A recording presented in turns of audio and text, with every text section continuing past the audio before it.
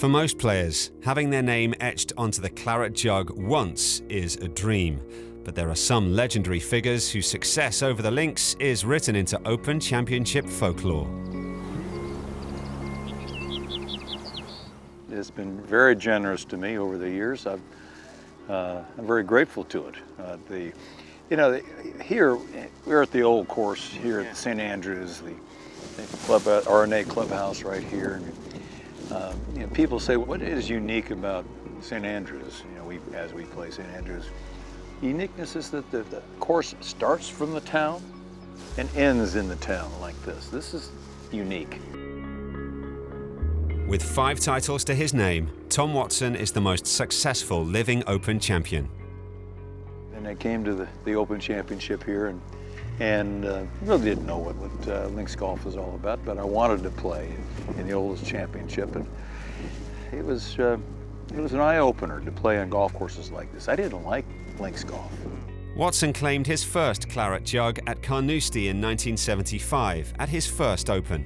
Well, Carnoustie was, Carnoustie was supposedly be, it was the toughest golf course in the rotation, and actually the first 3 rounds were played in no wind, and so you didn't really see the teeth of Carnoustie, but the last round was. The wind blew hard from the south, and then, as typically it happens over here, the next day in the playoff round, it blew hard from the north. I mean, completely this opposite direction. It changed the golf course completely.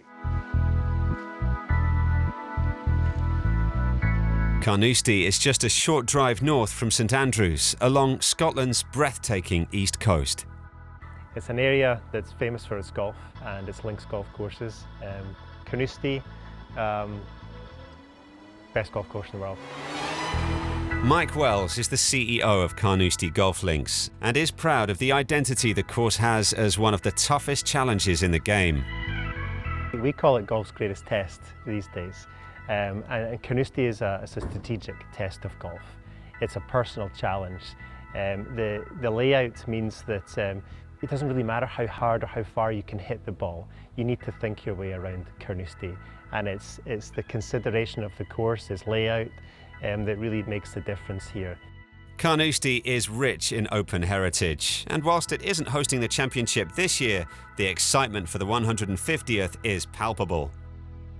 I mean, the Open coming back to Scotland, the home of golf, is exciting anyway, but this year, even more so with the 150th at St Andrews, it's a special time for the whole world of golf. It's a bit of a pilgrimage, if you like, for players, fans from all around the world to come back to St Andrews, to Scotland.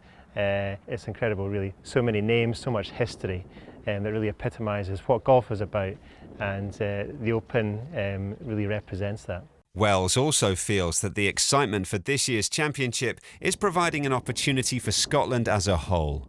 I've always said that the Open is like the window to the world for us. We talked earlier on, this championship will be broadcast over 600 million people all around the world. And that's exposure, which is unaffordable, really, and that's what creates the draw for golf tourism into Scotland, which supports many other businesses up and down the country, whether it's whisky, golf, they go together pretty well. But we've got to be able to show and to sell the great assets that Scotland has.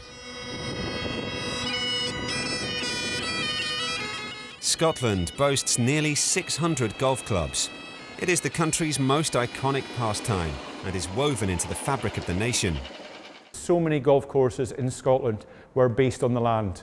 So wherever the contours were, the golf course was made out of our natural environment. John Stirling is the co-founder of Arbikie distillery. As a farm based on the east coast of Scotland, our natural environment, our land, our soil, shapes the way whisky is made. In recent years, Arbikie has built a reputation as one of the most exciting Scotch producers in the world, growing their own crops on this estate at the heart of the most iconic stretch of Gulf Coast on the planet. This is my environment, and it's special because when we are making our whisky, it's this environment, this coastal environment, the most fantastic fields. We're in a microclimate in Angus that allows us to grow almost any crop. And when you look out into the fields there, and right out in front of us is actually our malting barley we are utilising in whisky. We are absolutely blessed with a natural environment that allows us to grow every single thing on the farm that then goes into the distillery, and we couldn't be more fortunate. With sustainable production methods, John and his team are able to mix traditional and modern techniques at this historic estate. This distillery was built in 2013, and it was a combination of us looking at ancient tradition but also modern innovation. So we do a lot of modern innovation in here, but also look back to the way things have been done in Scotland and whisky over the years. So our business plan was to produce the best Scotch whisky in Scotland. Until recently, the estate was a dairy farm, and many of the old buildings are still intact, providing the ideal storage environment for Scotch. So this is the most traditional method of storing whisky in Scotland. It's a lot less popular now because of space restrictions, but this we think is the optimum for our whisky. When we started up, myself and my two brothers, in 2013, we had this vision of going back to the way that whisky used to be made in Scotland, farm-based distillery, utilising everything on the farm in a more sustainable way, minimising wastage. Like most people in this part of the world, John is a keen golfer and takes advantage of the historic courses on his doorstep.